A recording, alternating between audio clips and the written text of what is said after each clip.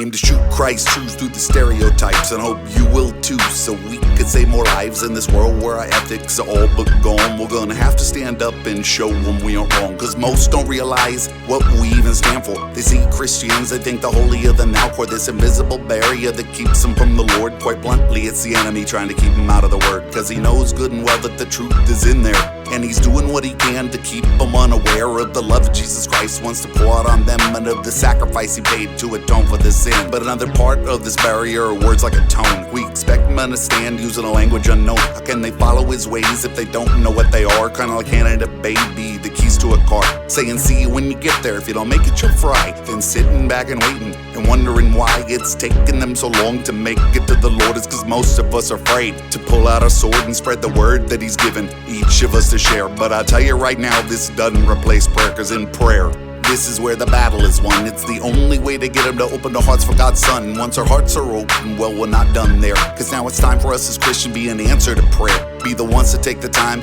to help the new and hand them some of the tools they will need to be able to come through as a champion of this battle they will daily face when seeking the Lord in the midst of this rat race. Cause you see, at times my heart was open before, but what I needed was the help of a demon-crushing warrior to take advantage of the prayer granted to my dad. Looking back at what I put him through, I feel quite sad.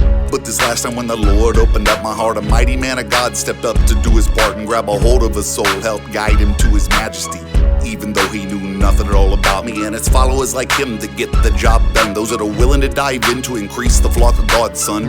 What good would it do if you held the world's sharpest sword if you weren't willing to wield it? Try to reap the reward of taking another soul along to heaven with you. This is by far the most important thing you could ever do with your life while you're here on this earth. What is it you're doing now with even a shadow of the worth of taking another soul back to the one who created it? If left alone with odds, give them all making it through the gate called smaller than a needle's eye, with hundreds of worldly wolves lined up on either side of the road, doing all they can to knock them off of the straight and narrow path at which many fall, cause they have their eyes fixed on things that are temporal, cause they don't know the truths that are eternal. And now I'm not saying they've never heard them before, but most have never seen a Christian out fighting a war, aiming taking back things that the enemy stole, through standing up, stepping out, and speaking real bold about the love of Jesus Christ. It's given without condition of the things that he's done in their life that made them listen and recognize the truths that they eventually found, and how they've been in a fight round after round, while not letting it sound like they dodge every blow.